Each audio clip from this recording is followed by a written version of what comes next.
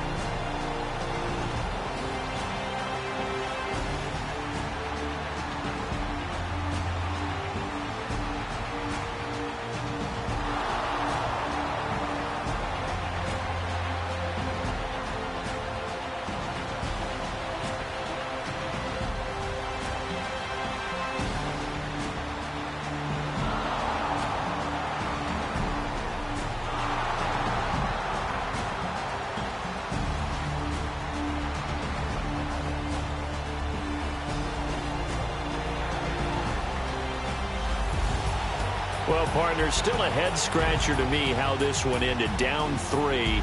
I just thought, no matter the situation, you're in a spot where you can kick that field goal and go to overtime. Why not do it? And this is where I think the analytics guys are going to continue to get more and more traction in the league. We've talked about different people now saying, I need a game management coach, someone in the booth to take the emotion out of it. Did they lose track of where they were on the clock, right? Did they lose track of where they were on the field? Was it makeable for their kicker? All those things come into play here, and it turns out they don't get it done.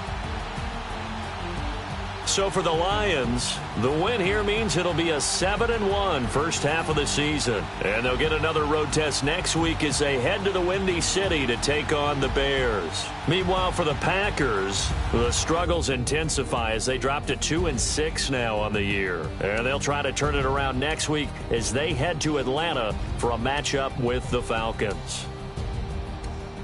So for Charles Davis and our entire crew, I'm Brandon Gaudin. Next game, guess what? Charles and I will be here again. It's the NFL on EA Sports.